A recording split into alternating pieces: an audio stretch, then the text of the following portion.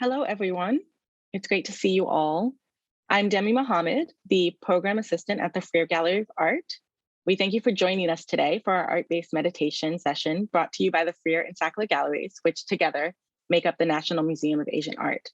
Today is our first art-based meditation of November. Can you already believe it's November? I can't. It's almost the end of the year. Happy Diwali to those who celebrate, which was yesterday.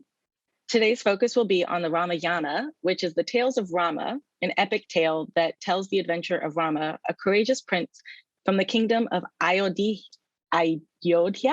in northern India.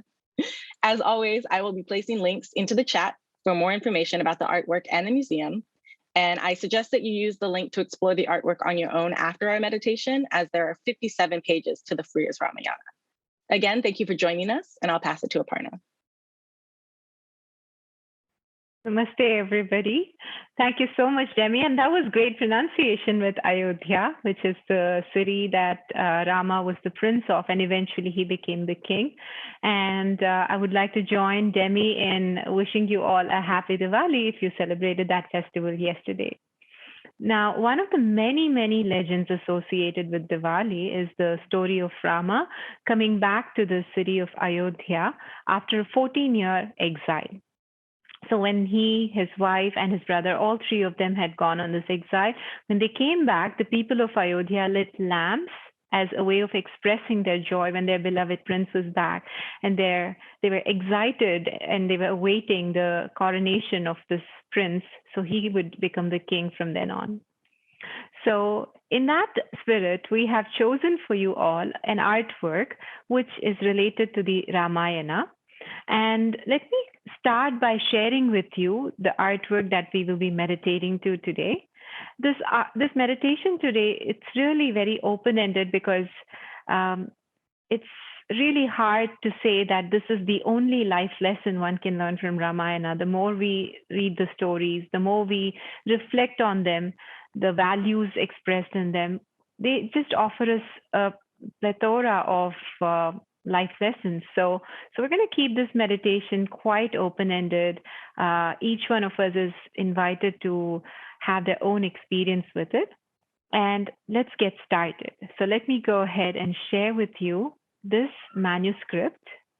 And I think it is about the 40th or 39th folio in a series of about 57 similar manuscripts.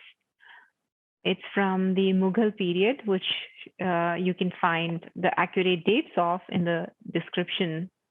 You click the link that Demi must have shared. And this is, I think, the part 2 or the volume 2 of what's called as the Freer Ramayana. For now, we'll spend some time with this manuscript from the lens of viewing it through the lens of mindfulness and just trying to understand it intuitively. And to do that, let's take a few moments to center our attention. So please find a way of sitting comfortably. If you need to adjust your device screens, you may do so. Because throughout this practice, all that you need to do is to be able to see the artwork and be able to hear my voice. And take your time. You don't have to force yourself into sitting still all at once. Allow your body to shift a little bit. I like to shift side to side, front and back. So when I feel like coming back to that stillness, there's this sense of being rooted through the feet, through the sits bones. Lengthen your spine. And if you feel that you're going to be more supported with a pillow behind your back, please feel free to do that.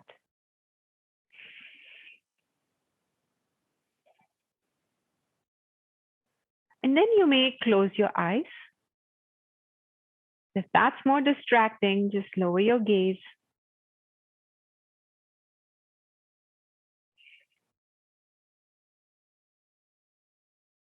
And just align yourselves intuitively, like with your eyes closed, you feel your head is forward. And gently tuck your chin. Line up the head with the spine. If your shoulders feel scrunched up, just relax them down. All of these will add up to the ease with which you're breathing. which in turn supports the meditative process.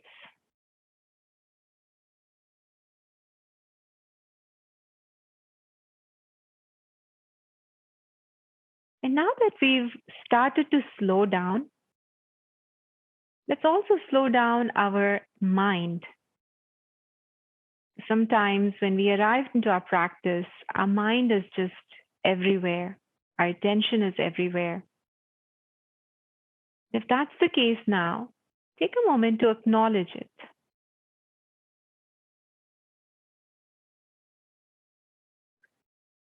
And then when you feel ready to come back to being here now, take a deep breath in through your nose.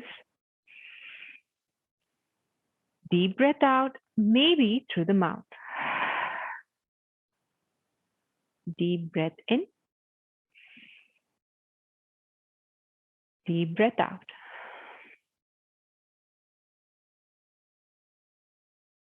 It's almost as if on your inhale, there's a gentle reminder to be here. On the exhale, an invitation to be in the now. Breathing in, I'm here. Breathing out, now. Breathing in, I'm here. Breathing out, now.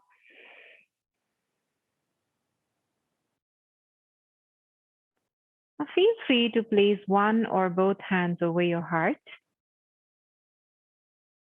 and try to notice the rise and fall of the chest in each inhale and exhale.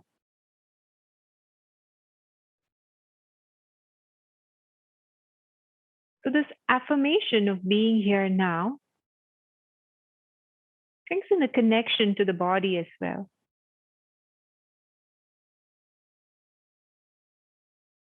You're being here now through this body.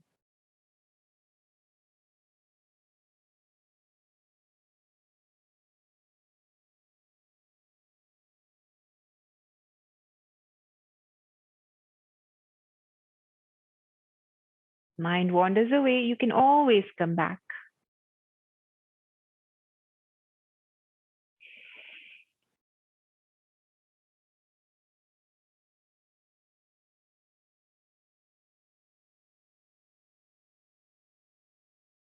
And slowly, you may let go of your palms on the chest, let them rest on the knees or thighs. And we'll go on to further this connection of our mind to the body by bringing awareness to the sensations in different parts of the body and the shape of that part that's containing these sensations. Let's start by bringing awareness to our feet.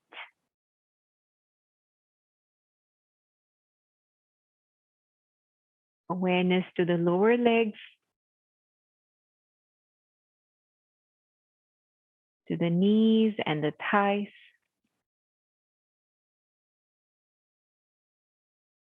The hips and the feet.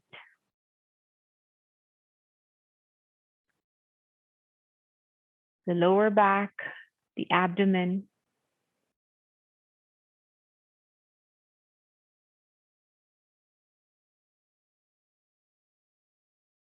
The chest and the upper back.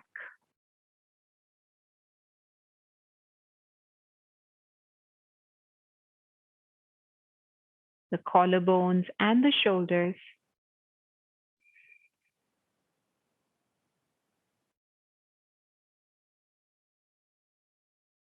The upper arms, elbows, forearms,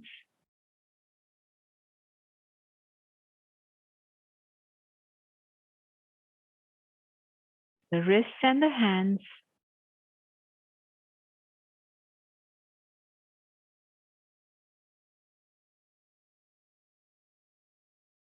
the neck, the face and the head.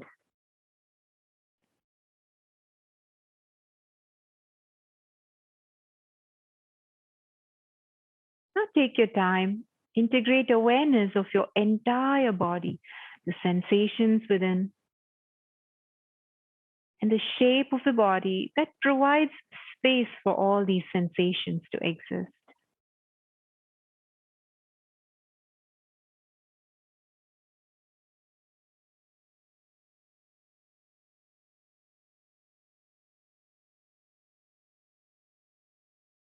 And notice how an awareness to what's going on is shifting the quality of embodiment. Like we're cultivating an awareness of the living presence that this body is, where we are, just as we are.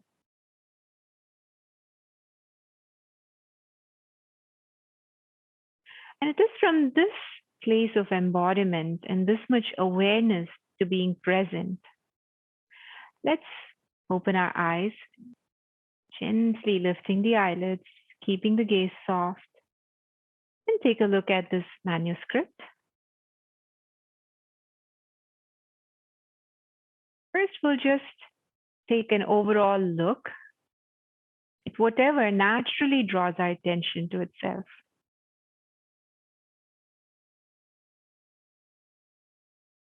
And as you do that, you might notice that your mind is coming up with a lot of questions. What is this? What is the history of it? And so on and so forth.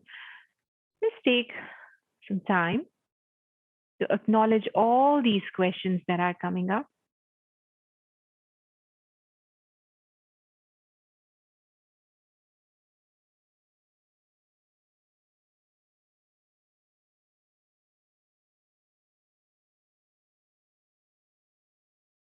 And then trusting that you can experience this artwork even without knowing anything about it. Remind yourself that in some time, all these questions will likely be answered. For now, can we come back to just being in the virtual presence of this artwork?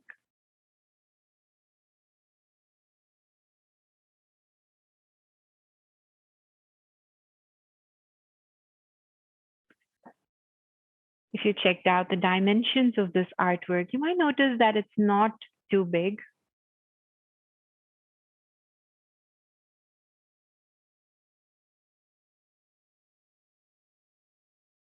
So if you were to see this in the museum, you might have to possibly go a lot closer so that you can appreciate its details.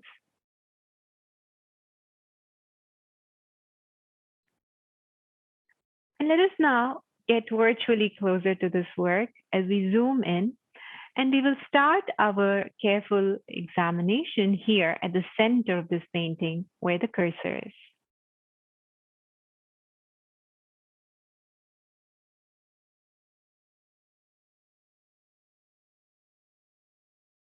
Let's start by noticing what's going on here.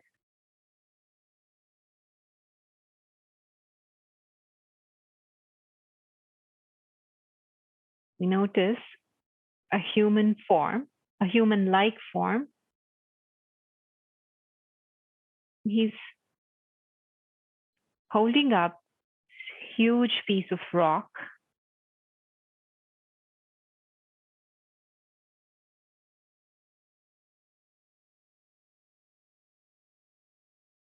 And as he does that, what does his expression tell us?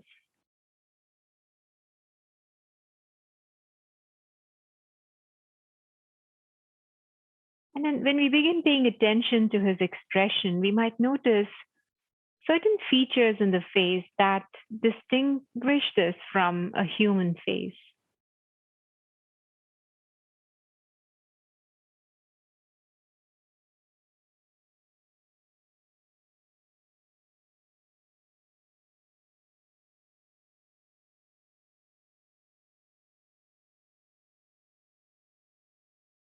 We also might notice this tail.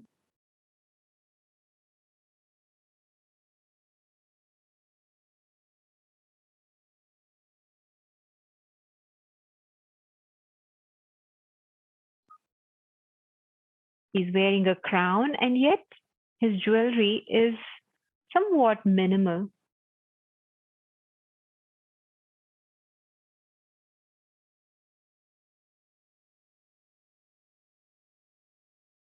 And when we look at his posture, if he were to be on the ground, kind of like a low lunge posture,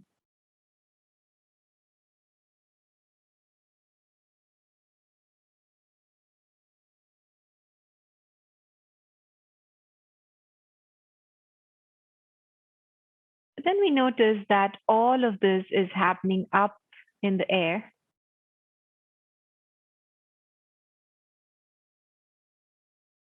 And the sway of the tail and the swaying of these branches and trees here suggests that this person is flying, so it's all in movement.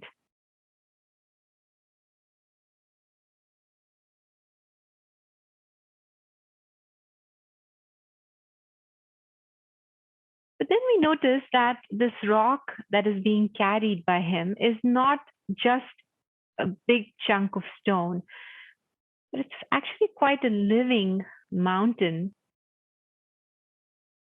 in which there are different kinds of trees,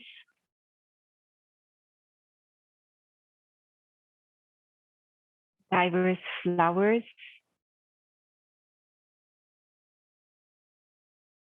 We also see that this mountain is like an abode to many animals and birds,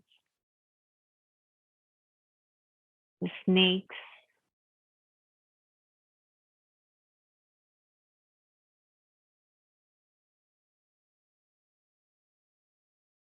pair of yellow birds, one perched and one flying, as if it's flying towards its nest, wondering what's happened to the nest, to the tree.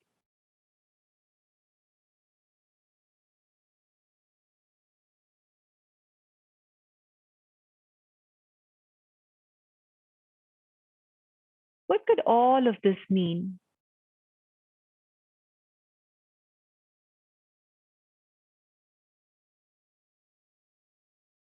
What, is, what do you think is the narrative going on here? This person with the features of a monkey in his face and the tail, lifting a huge rock with trees so full of life, flying across.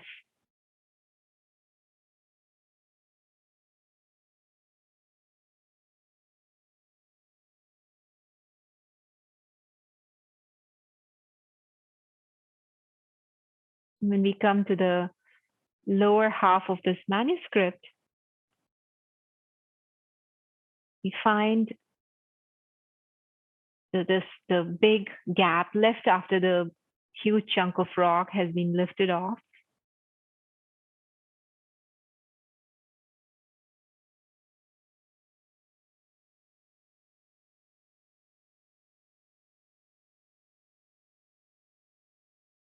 That there are animals that are running hither thither as this has happened to the mountain they are in. We also notice a stream here, a waterfall cascading down and flowing out as a river.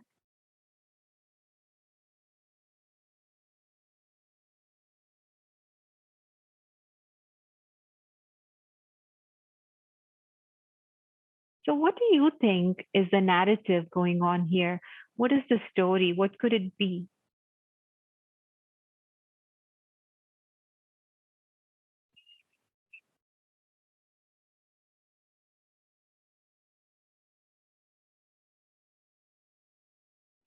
And if you could read the script here, the Persian or the Arabic script, how does that tell you about the story going on in this particular manuscript?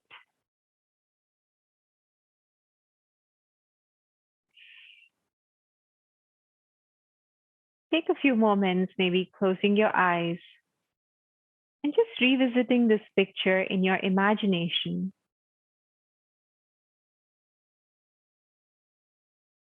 Like if this were to happen right now, imagine if you were seated somewhere or wherever you are, and you saw suddenly someone flying with a rock. What would your thoughts be?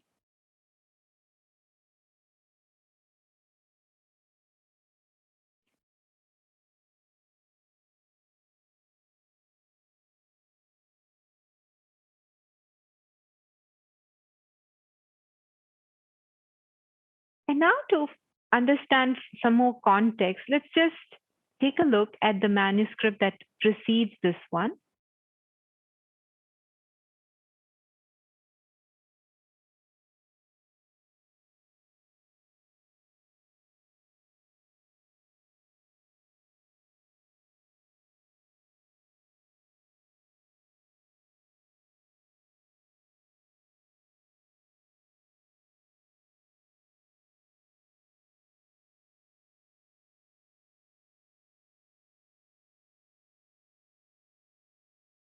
You see men and animals armed with bows and spears.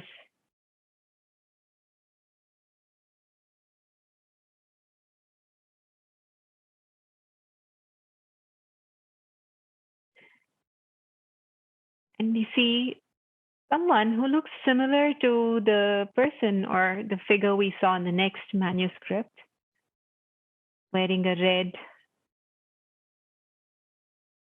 dhoti or some kind of a red garment, and then with a tail, with a crown. And he also seems to be engaged in this combat here.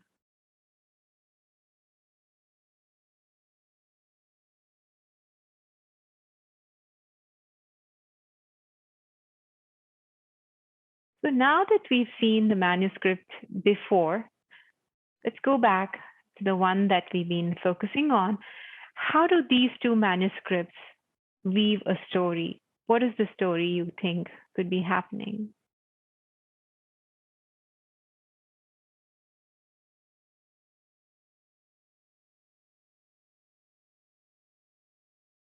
And if you're curious to know what's happened after, let's just take a look at the next one.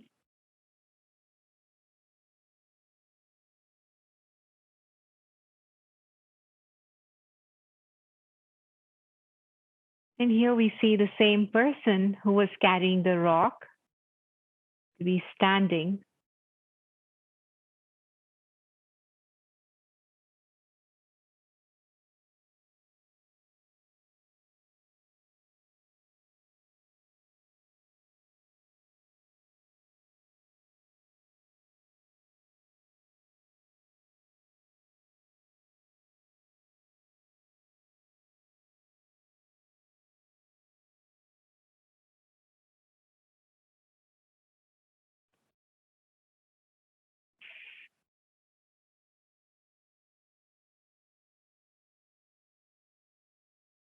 And seeing this manuscript, how does that story that you were creating in your mind change?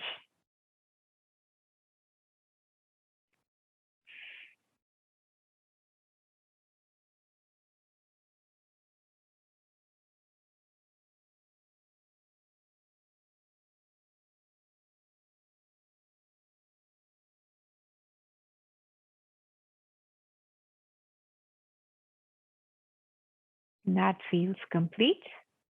Let's pause looking at the screen. Take a few moments to witness all these ideas and thoughts that might be coming to our mind right now.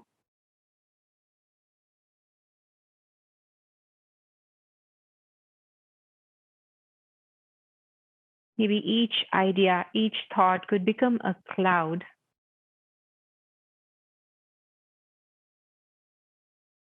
And the mind could be like the sky that is holding space for all these clouds to be.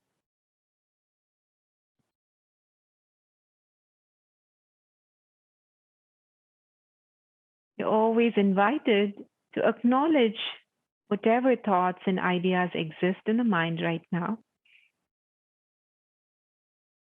But then slowly from the clouds, can we shift our attention to the sky behind the clouds?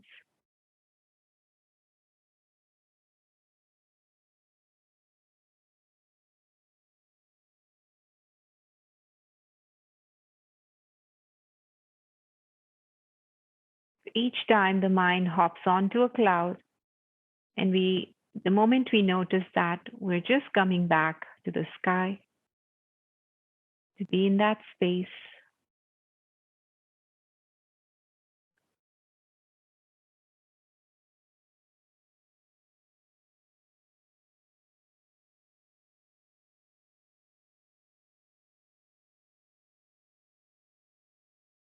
We could think of this space, this blankness of the mind, to be like a space where we quieten the voice of our own thoughts and imagination, but allow ideas to reach us, allow intuition to reach us.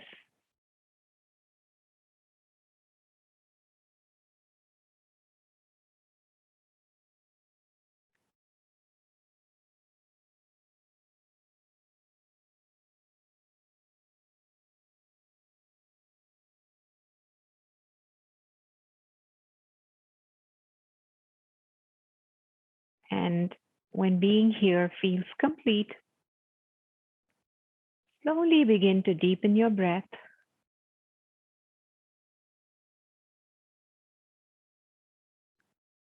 If you found any intuitive answers or intuitions, inspirations coming in that space of silence, please bring them with you as you deepen your breath.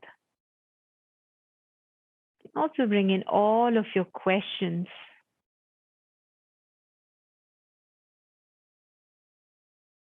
Notice the breath unfolding in the body. Notice the breath as the source of life. Can we imagine this life as light? And with each breath, can we imagine this light filling up the whole body?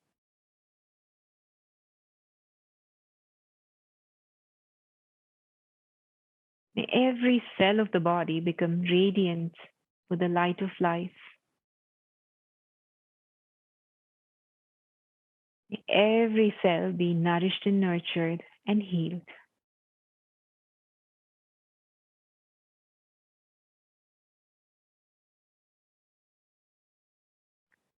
We'll share exactly 3 breaths in this awareness of being an embodiment of light.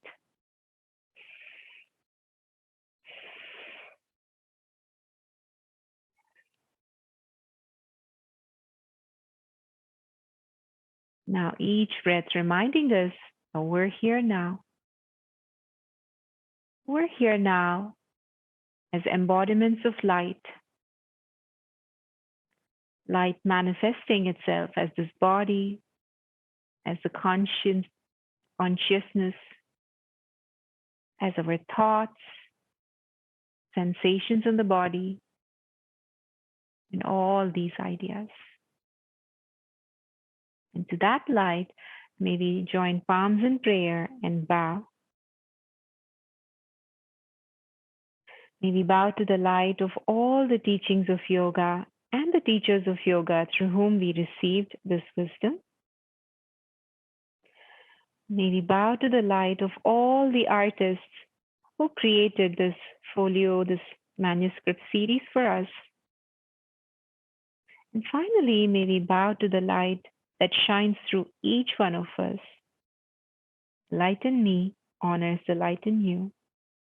And thank you so very much for sharing your presence and practice with me.